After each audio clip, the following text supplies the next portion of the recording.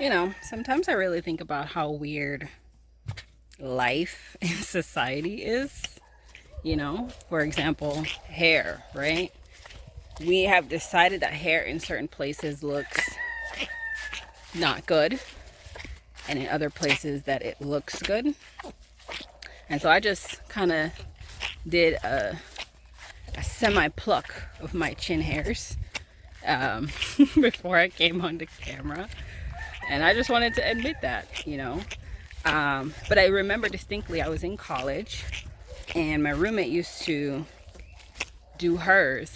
And then I started to wonder, like, is this why boys are not interested in me? Like, do I have, like, is it my chin hair?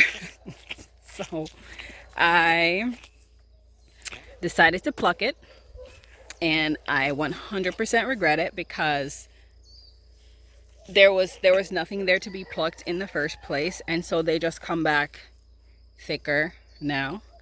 And I remember also when I first came to America, there was a shaving the legs thing, and I didn't want to do it, but I kept thinking about fitting in, because you have to remember I come from this country where, you know, we're all black, and then all of a sudden I'm around people that are white, and I'm trying to fit in and figure out how do I just how do I find my place in all of that. And for some reason my 13-year-old brain, shaving my leg would do that. And what's really funny about it is that I didn't wear shorts. Like at that time my family didn't want me to wear like shorts and short skirts or anything that showed my leg to school. So it's just really weird that I thought about shaving my legs, and I did. I think I did either one or two times, and then I was like, yeah, this is not for me. I don't care what anyone says. It's just gonna be hairy legs for me. I'm just gonna have to feel however I feel about it. And then of course the armpit thing was very normal here. So I don't remember what I thought about it. I thought it was weird, but I did it anyway because, especially when I saw other girls, like nobody had hair under their armpits.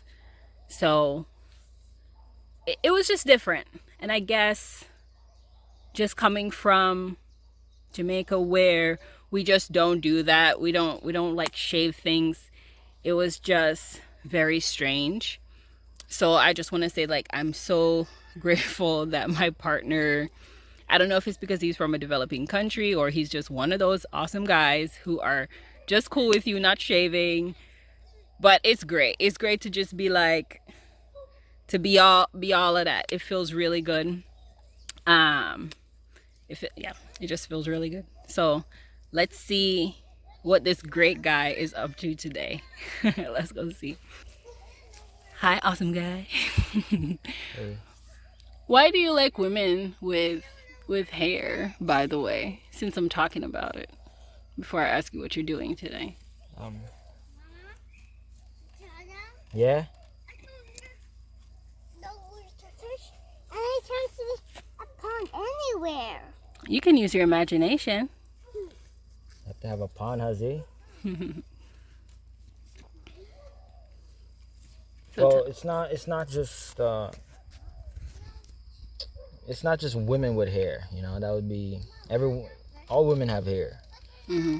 You know, and whether they choose to do whatever they want to do with their hair, there's none of my business. You know, thing for me is like, whatever you do, what you have to do, so you can love yourself, right? But there's levels to this, I think. Mm-hmm. You know, so for me, that full acceptance of who you are, whatever's natural to you, things that you can't control, I think for me that's sexier.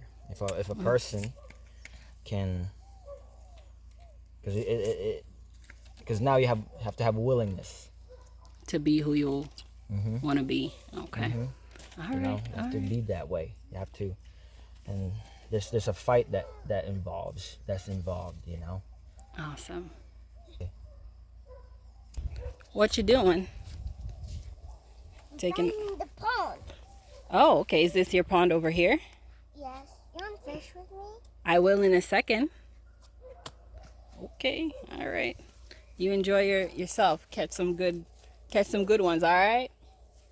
Alright. All right, Chi. So what are you working on today? Well, today, to put it in simplest terms, is gonna be busy. You know, right now. I'm putting up this guava, little shade for Zero for me. It's really for me, but you know, Zero's gonna enjoy it. Because the sun's gonna peak. You know, I don't see any rain. I mean, look at the sky; it's so clear. I don't think anything is gonna obstruct us today for working. So you need something like this. Mm-hmm. So after this, which is I'm almost done with. I'm gonna work on the garden beds. Like I'm gonna be spreading out that, which you can always actually do this. You know, you can spread out the straws on top of it, even it out a bit more, and that's gonna be it for that. And then carry more rocks over there with the bed I'm making over there. Remember, we don't throw rocks, okay? So yeah. Okay, That's so it. That's it for now. So today is all about getting the shade ready and spreading out the grass clippings Yeah, and the rocks too. and the rocks. Cool beans. Rocks. I really like what Chino said, that it is not just necessarily about hair.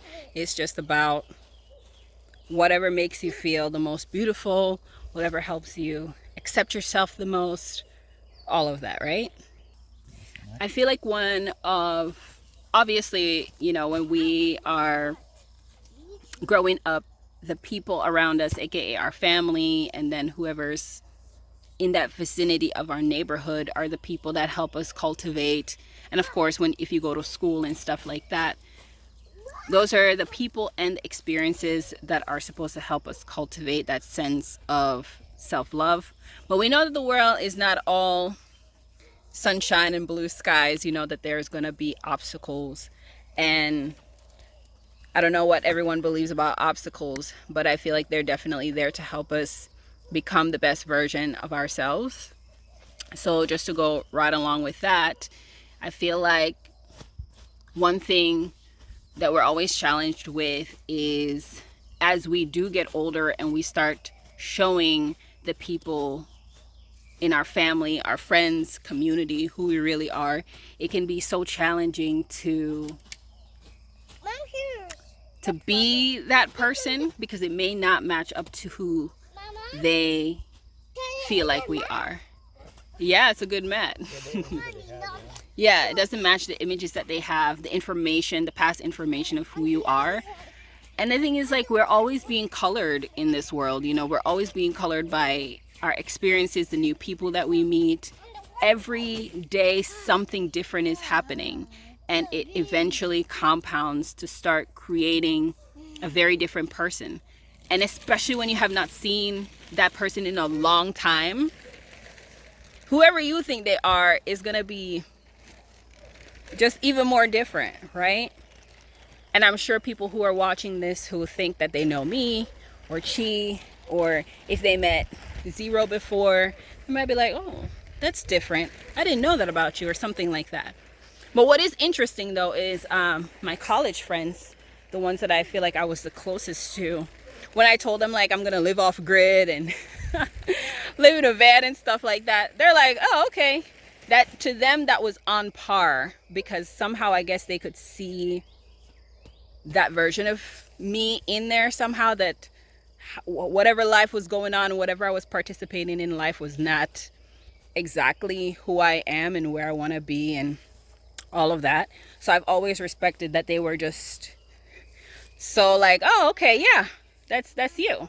I expect nothing else, right? So I feel like these days when it comes to you're getting in my eyes. I'm being silly. Don't be silly. Okay, I'll be Billy. You're Or should my I mom. I should be mom. Okay, I'll be mom. So I feel like what's always hard is kind of like when your family Or your child tries to pull your clothes down. Why are you doing these things to me, huh? What you doing? What are you doing? Wow! What you doing? What are you doing? A little nugget? Is it really that funny? Leave my clothes alone. I feel like the hardest one to really contend with is when your family doesn't really understand or respect or like or support your lifestyle or what you choose to do with your life.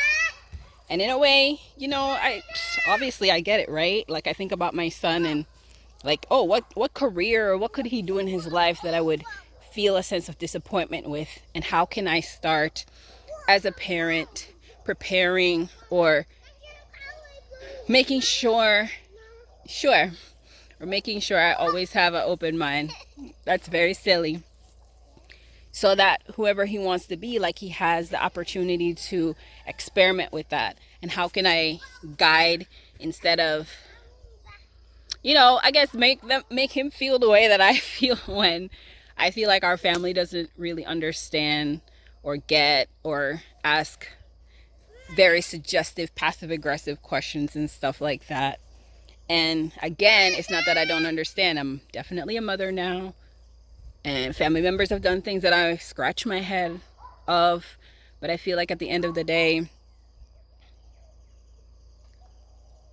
we just have to find it in ourselves to be there for people for whatever version or whatever season they're going through. Like, I get it. We may feel like, we don't want you to make this mistake.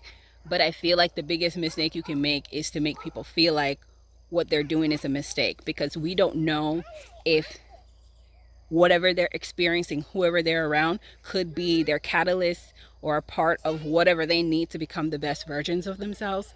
Like, yes, you can show your concern, but there's plenty of ways you can show your concern that isn't laced with doubt and stuff like that. Yes, darling. Mama. You're not even wearing any clothes. Okay, sounds good. So yeah, that's just what I wanted to come on here and say. It's just self-love is amazing, and it will look different for everybody. And sometimes your version of self-love will be controversial, but I feel like ultimately nothing that is not for you will not come to you, will not happen to you. Good, bad, and really, really fugly. I feel like it all plays a role, and obviously in the moment we ain't seeing what that role is and what that means, but I'm just growing to trust more and more that that's what life is about. If it was all about roses, it's all about roses and daisies, then it would be happening just like that. But that's just not the that's just not what reality is. Okay, for whatever reason we chose to be here in it, and this is the cards we are dealt. So let's play a game or two. Might as well enjoy it, all of that stuff, right? All right, so that's it for me today on this video. Thank you all so much for watching, and I'll catch you in the next update.